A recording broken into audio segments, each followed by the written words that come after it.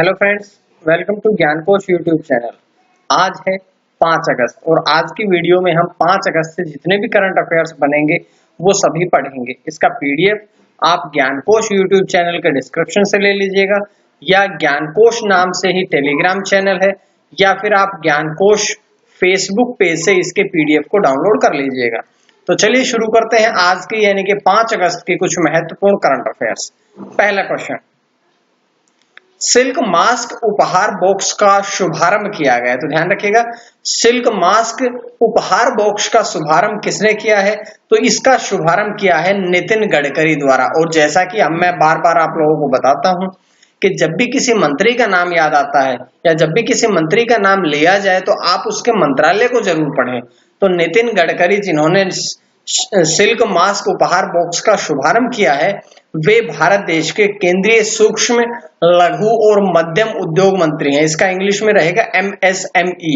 तो MSME मंत्री नितिन गडकरी द्वारा इसका शुभारंभ किया गया है। लेकिन इसका विकसित इसे किसने किया है? तो इसे खादी और ग्रामोद्योग उद्योग अर्थात KVIC द्वारा इसे विकसित किया गया है। और यहां से एक प्रश्न और भी बहुत महत्वपूर्ण बनता है कि जो खादी और ग्रामोद्योग आयोग है इसके अध्यक्ष कौन है? तो विनय सक्सेना जो है वे अभी वर्तमान में भारत के खादी और ग्रामोद्योग आयोग के अध्यक्ष हैं। तो ध्यान रखिएगा, विनय सक्सेना जो है वे इस आयोग के अध्यक्ष भी हैं। तो ये जानकारी इस पहले क्वेश्चन से मिली। अब हम बढ़ते हैं अगले क्वेश्चन की तरफ। भारत एयर फाइबर सर्विसेज का उद्घाटन किया गया है। तो यहां से भारत एयर फाइबर सर्विसेज जो है इसका उद्घाटन कहां पर किया गया है? तो सबसे पहले अगर बात की जाए कि कहां पर इसका उद्घाटन किया गया है तो इसका उद्घाटन किया गया है महाराष्ट्र के अकोला। तो महाराष्ट्र में अकोला नामक जगह है जहां पर इसका उद्घाटन किया गया है। और ये किसके द्वारा इसका उद्घाटन किया है? तो भारत संचार निगम लिमिटेड अर्थात BSNL द्वारा अभी महाराष्ट्र के अकोला नामक स्थान पर भारत एयर फाइबर सर्विसेज का उद्घाटन किया गया है।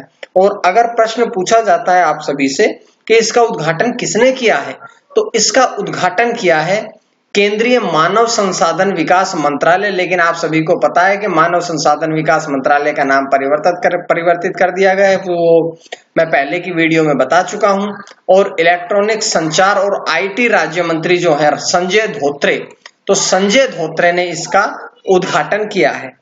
और इसके द्वारा क्या होगा कि जो BSNL कंपनी है जो कि मोबाइल सेवा कंपनी है, ये BSNL कंपनी अपने स्थान के आसपास जो 20 किलोमीटर की सीमा के अंतर्गत जितने भी में क्षेत्र रहेगा उस क्षेत्र में वायरलेस कनेक्टिविटी प्रदान करेगी। तो इसी का नाम भारत एयर फाइबर सर्विसेज दिया गया है। लेकिन आप ध्यान रखिएगा, इसे भारत संचार निगम लिमिटेड अर्थात BSNL द्वारा इसका उद्घाटन किया गया है। तो हम कुछ बातें BSNL के बारे में पढ़ लेते हैं। तो BSNL की फुल फॉर्म हम पढ़ चुके हैं। अब इसकी स्थापना कब हुई थी? तो इसकी स्थापना हुई थी 1 अक्टूबर सन 2000 में। अगर हम बात करें इसका मुख्यालय कहाँ पे है तो इसका मुख्यालय है नई दिल्ली में। अगर हम बात करें इसके वर्तमान में BSNL के चेयरमैन और MD कौन है तो प्रवीण कुमार पुरवार जो है वे वर्तमान में BSNL अर्थात भारत संचार निगम लिमिटेड के चेयरमैन और MD है, तो मैनेजिंग डायरेक्टर है। तो ये क्वेश्चन से जानकारियां मिली। अब बढ़ते हैं अगले प्रश्न की तरफ। ई रक्षाबंधन लॉन्च किया गया है। तो ई रक्षाबंधन ये किसके द्वारा लॉन्च किया गया है? ये आंध्र प्रदेश सरकार के द्वारा अभी ई रक्षाबंधन नामक ऐप लॉन्च की गई है। तो इसके द्वारा ये कार्यक्रम लॉन्च किया गया, ऐप नहीं है सॉरी, ये कार्यक्रम है। और इसके द्वारा क्या होगा कि ये एक ऑनलाइन साइबर जागरूकता कार्यक्रम है जो कि रक्षाबंधन के मौके पर लॉन्च किया गया है। और जैसा कि ये साइबर जागरूकता कार्यक्रम है तो इसके द्वारा जो राज्य है, आंध्र प्रदेश राज्य है, इस राज्य में लोगों को साइबर अपराध के प्रति जागरूक किया जाएगा। क्योंकि आजकल आप लोगों ने इस प्रकार के अपराधों को सुन रहे हैं और सुना भी होगा कि साइबर से संबंधित जितने भी अपराध हैं उन सभी अपराधों के प्रति लोगों को जागरूक किया जाएगा ताकि लोग जागरूक हो और स्वयं का शोषण होने से या कोई अपराध होने से अपने साथ उसके प्रति बचा जा सके। तो अब इसे आंध्र प्रदेश सरकार ने शुरू किया है, लॉन्च किया है। तो आंध्र प्रदेश सरकार के बारे में कुछ बातें पढ़ लेते हैं। आंध्र प्रदेश की राजधानी क्या है? हैदराबाद। आंध्र प्रदेश की अगर हम जिले की बात करें तो आंध्र प्रदेश में 13 जिले हैं। आंध्र प्रदेश की राजभाषा जो है वो है तेलुगु। आंध्र प्रदेश राज्य के गठन की अगर हम बात करें तो 1 अक्टूबर 1953 में आंध्र प्रदेश राज्य का गठन हुआ था और वर्तमान में राज्यपाल जो है वे है विश्वभूषण हरिचंदन। और यहां से एक प्रश्न और भी बनेगा कि आंध्र प्रदेश के मुख्यमंत्री कौन है, तो येदियुरप्पा माफ करिएगा, YS जगन मोहन रेड्डी। लेकिन YS की फुल फॉर्म हमने अभी तक नहीं पढ़ी होगी क्योंकि हम केवल YS जगन मोहन रेड्डी पढ़ते हैं। तो YS की फुल फॉर्म अगर आपसे पूछी जाए तो YS की फुल फॉर्म है यहां पर येदुगुरी सिंडिगिटी, येदुगुरी सिंधिटी। तो यहां पर YS की फुल फॉर्म है जो कि कांग्रेस पार्टी के यहां पर मुख्यमंत्री हैं। उसके बाद अगला प्रश्न, विद्यार्थी विज्ञान मंथन 2020-21 का शुभारंभ किया गया है। तो 20-21 का शुभारंभ किसके द्वारा किया गया है? ये किया गया है केंद्रीय स्वास्थ्य और परिवार कल्याण मंत्री डॉक्टर हर्षवर्धन सिंह द्वारा। डॉक्टर हर्षवर्धन सिंह ने विद्यार्थी विज्ञान मंथन 2020-21 का शुभारंभ किया है। इसका उद्देश्य क्या है? तो इसका उद्देश्य है कि कक्षा 6 से 11वीं तक जितने भी स्कूली छात्र हैं उन सभी स्कूली छात्रों में विज्ञान विषय को लोकप्रिय बनाना, विज्ञान विषय के प्रति जागरूकता पैदा करना, ताकि लोगों का या छात्रों का जो रुझान है वो टेक्निकल की तरफ ज्यादा बढ़े, विज्ञान की तरफ वे ज्यादा सोच सके, उनकी क्षमता जो है स्मरण शक्ति को, विज्ञान के प्रति उनकी शक्ति को बढ़ाया जा सके। इसी बात को ध्यान में रखते हुए अभी हमारे देश के केंद्रीय स्वास्थ्य और परिवार कल्याण मंत्री डॉक्टर हर्षवर्धन सिंह ने विद्यार्थी विज्ञान मंथन का शुभारंभ किया है। उसके बाद है अगला प्रश्न, आभासी संग्रहालय स्थापना की योजना शुरू की गई। तो अभी एक नया वर्चुअल संग्रहालय या आभासी संग्रहालय बनाने की योजना शुरू की गई है। तो ये योजना किसके द्वारा शुरू की गई है? ये योजना शुरू की गई है भारतीय प्रतिभूति और विनिमय बोर्ड द्वारा। भारतीय प्रतिभूति और विनिमय बोर्ड अर्थात सेबी के द्वारा इस संग्रहालय की स्थापना की गई है। ये एक ऐसा संग्रहालय रहेगा जिसमें फोटोज या जितने भी उससे संबंधित जो मटेरियल है वो सारा का सारा यहाँ पर दर्शाया जाएगा। अब इसकी स्थापना या योजना जो है वो सेबी द्वारा शुरू की गई है। तो सेबी के बारे में हम कुछ बातें पढ़ लेते हैं। सेबी अर्थात securities and exchange board of India. इसकी स्थापना कब हुई थी? तो इसकी स्थापना हुई थी 12 अप्रैल 1988 में, लेकिन इसकी एक्चुअल जो डेट है वो आती है 30 जनवरी 1992 को, वो है एक्वायर्ड स्टेशनरी स्टेटस। तो इसके द्वारा इसकी जो स्थापना है वो 30 जनवरी 1992 को की जाती है। ये एक गवर्नमेंट ऑफ इंडिया की एक योजना है और इसमें वर्तमान में एम्प्लॉयज की बात करें तो इसमें 600 से अधिक इसमें एम्प्लॉयज हैं और इसका मुख्यालय जो है वो है मुंबई, महाराष्ट्र में। एक प्रश्न और भी बनता है कि जो सेबी है, इस सेबी के वर्तमान में चेयरमैन कौन है? तो अजय त्यागी जो है, जो कि IAS ऑफिसर हैं, अजय त्यागी जो है वो सेबी के वर्तमान में चेयरमैन हैं। तो ये जानकारियां हमने सेबी के बारे में पढ़ी है। उसके बाद है सियासत में सदस्यता। एक पुस्तक का विमोचन किया गया है जिसका नाम है सियासत में सदस्यता और इसके लेखक कौन है? तो इसके लेखक है विजय कुमार चौधरी और वर्तमान में विजय कुमार चौधरी जो है वे बिहार विधानसभा के अध्यक्ष भी हैं। तो जैसा कि वो बिहार विधानसभा के अध्यक्ष हैं लेकिन वो तो लेखक हुए। अगर ये पूछा जाए कि इसका विमोचन किसके द्वारा किया गया है तो बिहार के मुख्यमंत्री नीतीश कुमार द्वारा इस पुस्तक का विमोचन किया गया है और ये बिहार के विधानसभा से अध्यक्ष हैं और बिहार के मुख्यमंत्री द्वारा इसका विमोचन किया गया।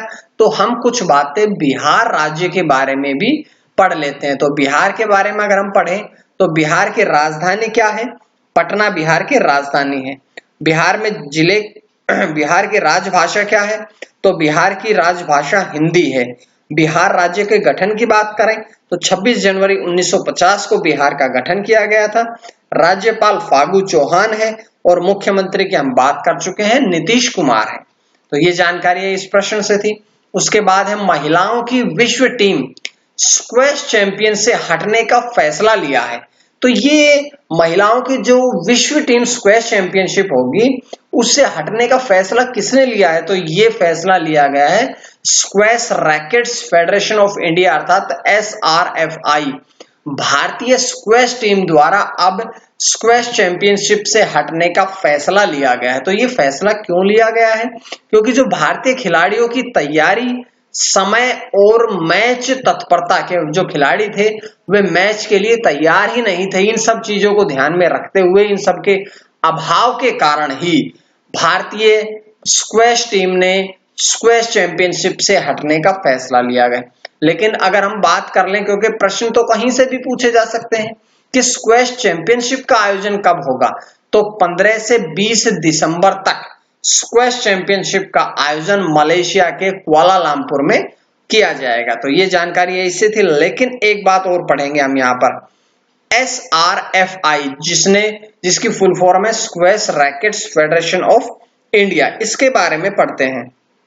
तो इसकी लोकेशन या ये कहां पर है स्थित है? ये चेन्नई में स्थित है।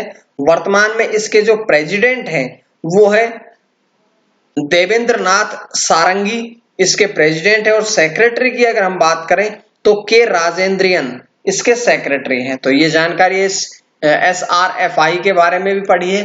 अब हम बढ़ते हैं अगले प्रश्न की तरफ। गुयाना के अगले राष्ट्रपति चुने गए। देखिएगा, जैसा कि इंग्लिश में लिखा जाता है GUYANA, तो चाहे ये गुयाना आए या ये गयाना आए, आप लोग इस बात को जरूर पढ़ लीजिएगा कि गुयाना जो है वो गयाना ही है। इसके नए जो राष्ट्रपति चुने गए हैं वे चुने गए हैं मोहम्मद इरफान अली। मोहम्मद इरफान अली की अगर हम बात करें तो इससे पहले वे आवास मंत्री भी रह चुके हैं।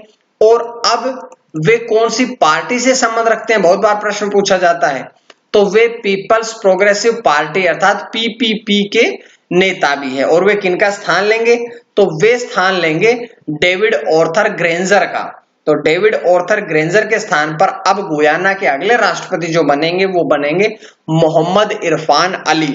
अब हम गुयाना की अगर बात करें तो गुयाना की राजधानी क्या है? George town. गुयाना की राजभाषा क्या है? अंग्रेजी।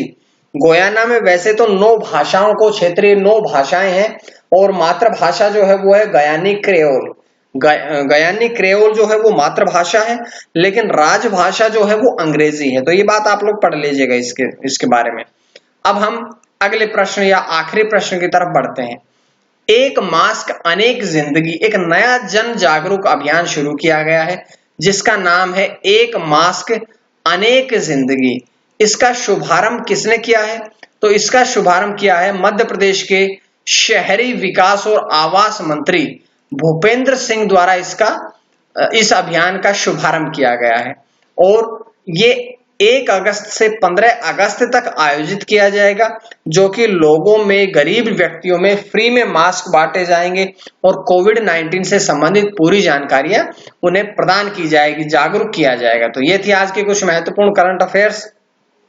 उम्मीद है आप सभी को पसंद आई होगी। और अगर आप सभी को पसंद आई तो आप लोग ज्ञानकोश यूट्यूब चैनल को सब्सक्राइब करें ताकि आपको डेली इसी प्रकार से वीडियोस मिलती रहें।